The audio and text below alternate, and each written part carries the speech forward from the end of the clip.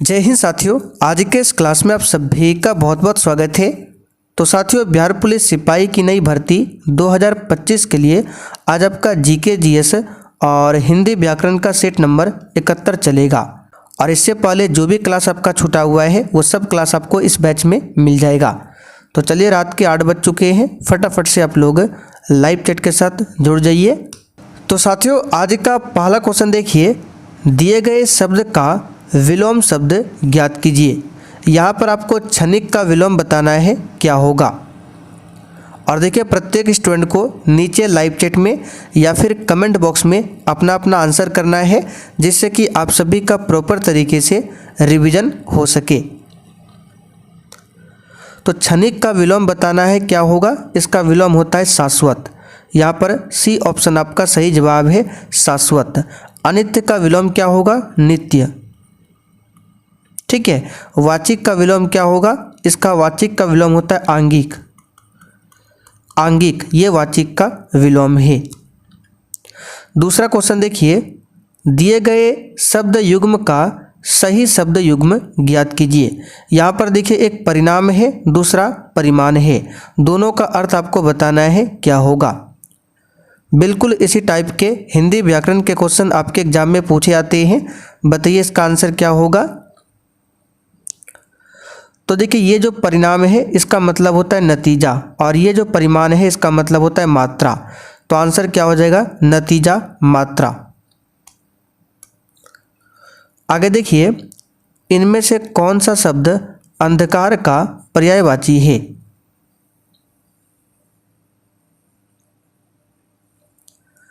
तो अंधकार का पर्यायवाची अंधेरा होता है, ऑप्शन में अंधेरा नहीं है। इसका पर्यायवाची और भी होता है, इसका पर्यायवाची ध्वांत भी होता है, ध्वांत। तो यहाँ पर देखिए सी ऑप्शन में दिया हुआ है, ये अंधेरा का ही पर्यायवाची है। धनंजय किसका पर्यायवाची होता है, अर्जुन का। अर्जुन का पर्यायवाची है धनंजय। अर्जुन का पर्यायवाची पार्थ भी होता है। ठीक है। सब्यसाची भी होता है। एक बार बिहार पुलिस के एग्जाम में पूछा गया था, सब्यसाची किसका पर्यायवाची है, तो अर्जुन का पर्यायवाची है, ध्यान रखिएगा। चलिए आगे देखिए, और यहाँ पे जो अंध्र लिखा हुआ है ये किसका पर्यायवाची है। एक सेकंड, ये जो आपका अद्र है ये मेघ बादल का पर्यायवाची है। मेघ यानी कि बादल यानी कि जलद, इसका पर्यायवाची होता है अद्र। आगे देखिए, सही वर्तनी वाला शब्द आपको बताना है। तो कौन सा शब्द यहाँ पर सही लिखा गया है, ऑप्शन तीसरा, विकास इस प्रकार से लिखा जाता है। चलिए आगे देखिए, यहाँ पर देखिए मुहावरा है, आपको बताना है इधर उधर की हाँकना, इसका अर्थ क्या होगा। और देखिए, आज प्रश्न का ज़्यादा हम डिस्कस नहीं कर पाएंगे, इसलिए आप लोग भी फटाफट से क्वेश्चन का आंसर लगाते चलिए। तो इसका आंसर है बेकार की बातें करना। नशीला शब्द में कौन सा प्रत्यय है।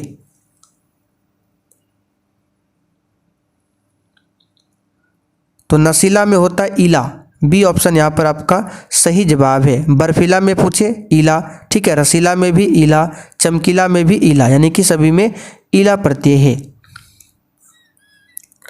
व्याघ्र शब्द का तद्भव रूप क्या होगा। तो देखिए, इससे पहले भी हमने आपको बताया था तत्सम और तद्भव। तो जो संस्कृत के शब्द होते हैं वो तत्सम कहलाते हैं। तो व्याघ्र संस्कृत का शब्द है, ये तत्सम है। इसका तद्भव होता है बाघ। ठीक है। तो यहाँ पर सी ऑप्शन आपका सही जवाब है, ध्यान रखिएगा। और ये जो बाघ है, ठीक है, ये जो बाघ है ये क्या है, ये तद्भव शब्द है बाघ। इसका संस्कृत होता है वाटिका। वाटिका संस्कृत शब्द है, तो ये आपका तत्सम शब्द है। कपूर की बात करें, ये आपका हिंदी हम लोग बोलते हैं बोलचाल की भाषा में, ये तद्भव है, और इसका संस्कृत होता है कर्पूर। तो ये आपका क्या है, तत्सम है, ध्यान रखिएगा। उसी प्रकार रात्रि की बात करें तो ये क्या है, संस्कृत का शब्द है रात्रि, तो ये तत्सम है, और हम लोग बोलते हैं रात, तो ये आपका तद्भव है। दूध क्या है, तो दूध आपका तद्भव है, इसका तत्सम क्या होगा, दुग्ध, ये संस्कृत है। आगे देखिए, दिए गए शब्द की संधि विच्छेद ज्ञात कीजिए। संचय का आपको संधि विच्छेद बताना है। तो सम जोड़ चय सी ऑप्शन में दिया हुआ है, और ये व्यंजन संधि का उदाहरण है। जब आपका हिंदी क्लास होगा तो वहाँ पर डिटेल में आपको पढ़ाएंगे व्यंजन संधि, गुण संधि, दीर्घ संधि, यन संधि, अयादी संधि, सभी के बारे में डिटेल में डिस्कशन करेंगे। फिलहाल याद रखिएगा संचय जो है सम जोड़ चय यानी कि व्यंजन संधि है। संगम की बात करें तो इसका क्या होगा, सम जोड़ गम, सम जोड़ गम, ये भी क्या है, व्यंजन संधि है। वह व्यक्ति जो लोहे को पीटकर अपना गुजारा चलाता है, इस वाक्यांश के लिए सही शब्द कौन सा है? चलिए बताइए। हिंदी व्याकरण के बिल्कुल ऐसे ही नॉर्मल क्वेश्चन आते हैं, उसको कहते हैं लोहार।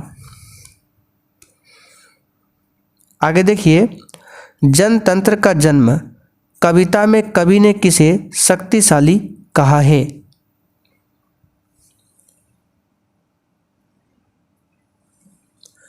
तो जनतंत्र का जन्म कविता में कवि नई जनता को शक्तिशाली कह रहे हैं, नई जनता को, तो आंसर क्या होगा, जनता। चलिए आगे देखिए, प्रथम भाषाई राज्य किसे बनाया गया था? बताइए इसका आंसर क्या होगा, प्रथम भाषाई राज्य किसे बनाया गया था? तो सिंपल सा आंसर है आंध्र प्रदेश भाषा के आधार पर गठित होने वाला पहला राज्य है। यहाँ पर सी ऑप्शन आपका सही आंसर है। आंध्र प्रदेश की राजधानी कहाँ पर है, आप लोग थोड़ा सा कमेंट करके बताइए। तो कौन से गोलमेज सम्मेलन में महात्मा गांधी जी ने भाग लिया था?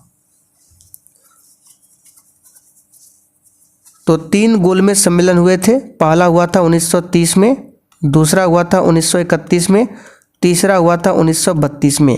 तो दूसरा वाला जो है 1931, इसी में महात्मा गांधी जी ने भाग लिया था। तो यहाँ पर बी ऑप्शन आपका सही जवाब है, ध्यान रखिएगा।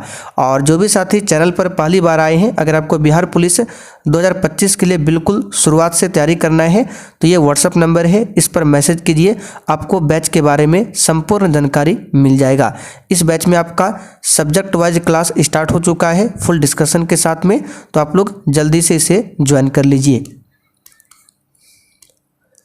इलाहाबाद स्तंभ शिलालेख किसने बनवाया था? ध्यान रखिएगा, ये व्हाट्सअप नंबर है, इसी पर आपको मैसेज करना है और वहाँ पर मैसेज में लिखना है सर हमें बिहार पुलिस का बैच चाहिए, ठीक है। तो इलाहाबाद स्तंभ शिलालेख किसने बनवाया था? तो समुद्रगुप्त के मंत्री और दरबारी कवि थे हरिसेन, हरिसेन ने बनवाया था। यहाँ पर ए ऑप्शन आपका सही जवाब है, ध्यान रखिएगा। समुद्रगुप्त को भारत का नेपोलियन कहा जाता है। बाणभट्ट की बात करें, पूछा जाता ये कौन थे? तो बाणभट्ट जो है हर्षवर्धन के दरबारी कवि थे, इसने ही हर्षचरित की रचना की है। तो हर्षचरित की रचना पूछे किसने किया है? बाणभट्ट ने। चलिए पॉलिटी का क्वेश्चन, यदि राष्ट्रपति त्यागपत्र देना चाहे तो वह अपना त्यागपत्र किसे देगा? चलिए ये सब क्वेश्चन पूरा डिटेल में डिस्कशन कर चुके हैं पॉलिटी क्लास में। अगर आपका पॉलिटी का क्लास छूट गया है तो कोई बात नहीं, इस पर मैसेज कीजिए, आपको वो क्लास भी मिल जाएगा। तो यहाँ पर इसका आंसर क्या हो जाएगा?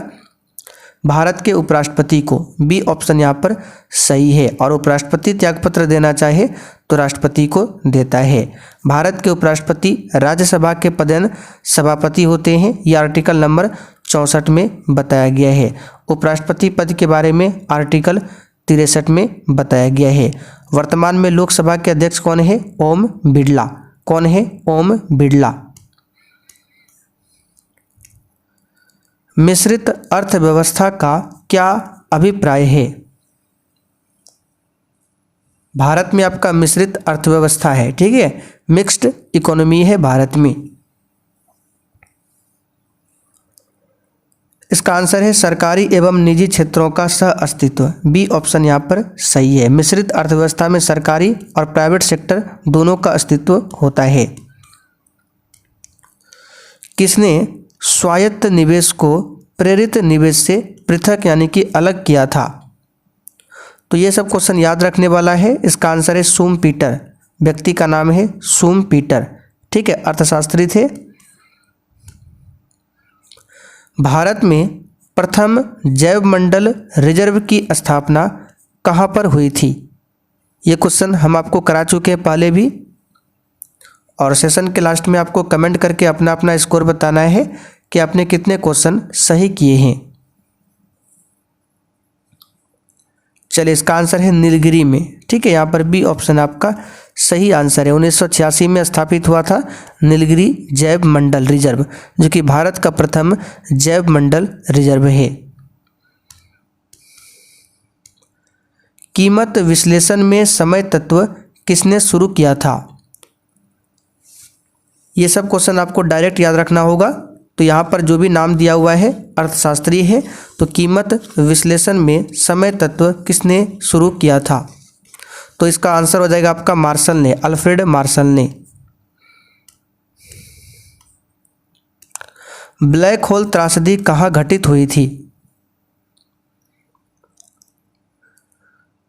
तो ब्लैक होल त्रासदी जो है 1756 में, ठीक है, 1756 में। यहाँ पर आंसर हो जाएगा कलकत्ता में। कहाँ पर? कलकत्ता में। बी ऑप्शन आपका सही जवाब है। देखिए हुआ क्या था, ब्लैक होल त्रासदी जो है ये कलकत्ता में घटित हुई थी। यहाँ कलकत्ता में पुराने फोर्ट विलियम किले में बनी एक छोटी कालकोठरी थी। फिर से रिपीट कर देते हैं, कलकत्ता में एक था फोर्ट विलियम किला, वहाँ पर उस किले में एक छोटी सी क्या थी? कालकोठरी थी। ठीक है, तो 20 जून 1756 को इस किले पर कब्जा करने के बाद जो नवाब सिराजुद्दौला था और उनके सैनिक तो ब्रिटिश कैदियों को क्या करते हैं, उस कालकोठरी में बंद कर देते हैं। और इसमें अत्यधिक गर्मी हो रही थी, किसमें? कालकोठरी में। तो अत्यधिक गर्मी और दम घुटने के कारण वहाँ पर वो जो ब्रिटिश सैनिक थे उसकी मृत्यु हो जाती है। उसी को कहा गया ब्लैक होल त्रासदी, जो कि 1756 में हुआ था कलकत्ता में। भारतीय संविधान का कौन सा अनुच्छेद निर्वाचन आयोग से संबंधित है?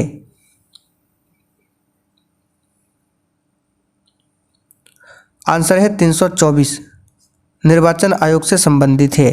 326 मत देने का अधिकार है, जो कि हमारा संवैधानिक अधिकार है।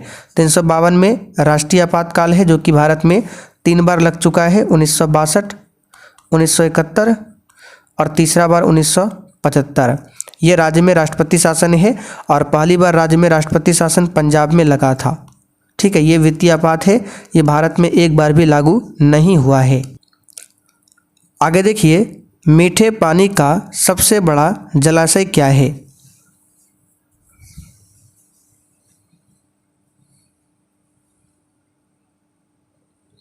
तो ग्लेशियर जो है पृथ्वी का दूसरा सबसे बड़ा जलाशय और पृथ्वी पर ताजे जल का सबसे बड़ा जलाशय है। तो आंसर हो जाएगा ग्लेशियर। चलिए आगे देखते हैं, एलोरा में प्रसिद्ध शिव मंदिर का निर्माण किसने करवाया था? आज आपको खुद आंसर करना है, बताइए फटाफट से आंसर।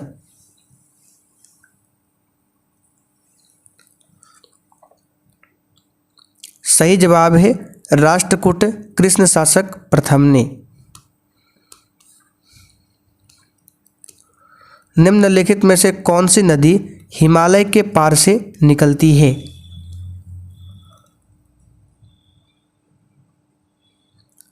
तो हिमालय के पार बहने वाली नदी में आपका सिंधु आता है, सतलज भी आ जाता है, ब्रह्मपुत्रा भी आ जाता है। ब्रह्मपुत्रा जो है भारत की सबसे चौड़ी नदी भी है। तो यहाँ पर देखिए सिंधु दिया हुआ है, बी ऑप्शन आपका सही जवाब है। दीवान ए कोही के रूप में विख्यात कृषि विभाग किसके द्वारा बनाया गया था?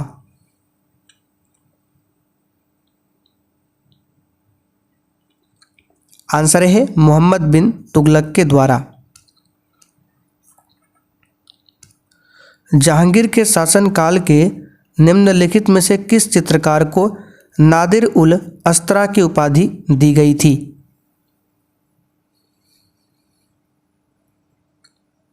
आंसर है उस्ताद मंसूर को, जो कि एक चित्रकार थे। यहाँ पर बी ऑप्शन सही है। संविधान का कौन सा अनुच्छेद मूल कर्तव्यों से संबंधित है?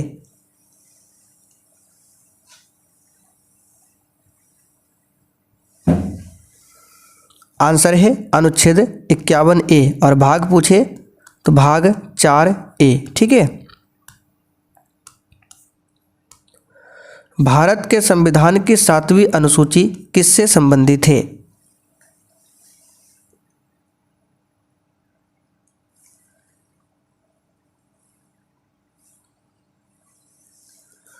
तो 7वीं अनुसूची जो है संघ और राज्यों के बीच शक्ति का इसमें वितरण किया गया है। यानी संघ सरकार के पास संघ सूची है, राज्य सरकार के पास राज्य सूची है और दोनों के पास क्या है?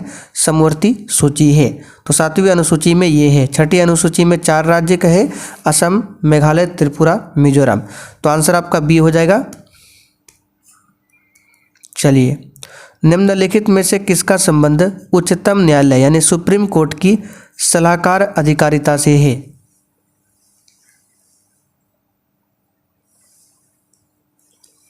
तो कानून अथवा तथ्यों के बारे में राय मांगने वाले भारत के राष्ट्रपति से संबंधित है उच्चतम न्यायालय की सलाहकार अधिकारिता। ठीक है, और इसके बारे में आर्टिकल नंबर किस में बताया गया है?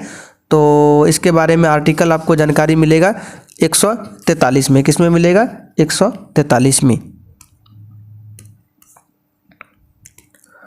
आधुनिक युग में अर्थव्यवस्था के क्षेत्र में होने वाली सबसे बड़ी क्रांति कौन सी थी या फिर है? बताइए। तो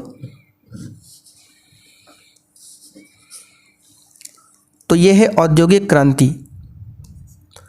और औद्योगिक क्रांति की शुरुआत कहाँ से हुई थी? इंग्लैंड से। किसने कहा ग्राहक हमारी दुकान में आने वाला सबसे महत्वपूर्ण व्यक्ति है, वह हम पर निर्भर नहीं, हम उन पर निर्भर है? चलिए, बहुत ही शानदार कथन है। ये कथन है महात्मा गांधी जी का। आगे देखिए, किसने कहा कार्यपालिका में ऊर्जा होनी चाहिए तो विधायिका में दूरदर्शिता, जबकि न्यायपालिका में सत्य के प्रति निष्ठा और संयम? तो ये कथन है अलेक्जेंडर हैमिल्टन का। याद रखिएगा, बड़ा ही इंपॉर्टेंट कथन है। आगे देखिए, स्लीपर जंतुक किसका सामान्य नाम है? देखिए, जंतुक शब्द जो है ये सूक्ष्म जीव के लिए प्रयुक्त होता है और इसमें से जो सूक्ष्म जीव है ये आपका पैरामीशियम है। यहाँ पर ए ऑप्शन आपका सही जवाब है, ध्यान रखिएगा। फ्लोरीन निम्नलिखित में से किसका अपर रूप है? अच्छा, आप लोग कमेंट करके बताइए सबसे छोटा एक कोशिकीय जीव कौन सा है? तो बता देते हैं माइकोप्लाज्मा। माइकोप्लाज्मा ये सबसे छोटा एक कोशिकीय जीव है।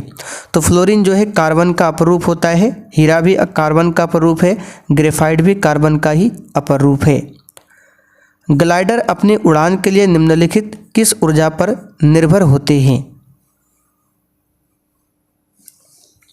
बताइए इस क्वेश्चन का आंसर क्या होगा? तो ग्लाइडर क्या होता है? बिना इंजन वाला हवाई जहाज जो होता है उसे ही ग्लाइडर कहते हैं और वो अपनी उड़ान के लिए वायु ऊर्जा पर निर्भर रहता है। किस ऊर्जा पर? वायु ऊर्जा यानी कि पवन ऊर्जा पर। किसी पिंड का वजन पृथ्वी के केंद्र में कितना होता है?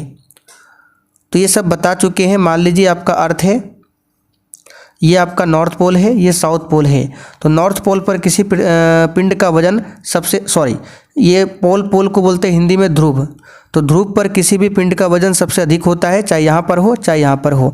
तो ध्रुव पर सबसे अधिक होगा, सबसे कम होता है भूमध्य रेखा पर, इस पर, और शून्य कहाँ पर होता है? सेंटर पर। तो केंद्र में पूछा गया तो केंद्र में क्या होता है? शून्य होता है। ये सब साइंस क्लास में फुल डिस्कशन आपका हो चुका है। जीन के जिस समूह की क्रिया को डीएनए साइट से समन्वित किया जाता है उसे क्या कहते हैं? तो उसे ओपेरॉन बोलते हैं। क्या बोलते हैं? ओपेरॉन। आगे देखिए, ऑक्जेलिक अम्ल निम्नलिखित में से किसमें पाया जाता है? तो टमाटर में होता है ऑक्जेलिक अम्ल। यहाँ पर देखिए पालक दिया है, इसमें भी ऑक्जेलिक होता है। इमली में टार्ट्रिक अम्ल होता है। नींबू संतरा में कौन सा होता है? सिट्रिक अम्ल होता है। निम्नलिखित ग्रंथियों में से कौन सी ग्रंथि को मानव शरीर की मास्टर ग्रंथि कहते हैं? तो नॉर्मल सा क्वेश्चन है। पिट्यूटरी ग्रंथि को मास्टर ग्रंथि कहते हैं। इसी को पीयूष ग्रंथि भी बोला जाता है और इसी से वृद्धि हार्मोन निकलता है। ठीक है, वृद्धि हार्मोन। और ये सबसे छोटी ग्रंथि है मानव शरीर की। यकृत ग्रंथि मानव शरीर की सबसे बड़ी ग्रंथि है, ध्यान रखिएगा। ठीक है, तो चलिए आज का प्रैक्टिस सेट आपका यहीं पर कंप्लीट होता है। अब जिनको भी बैच के बारे में जानना है तो इस नंबर पर मैसेज कीजिए, आपको जानकारी मिल जाएगा।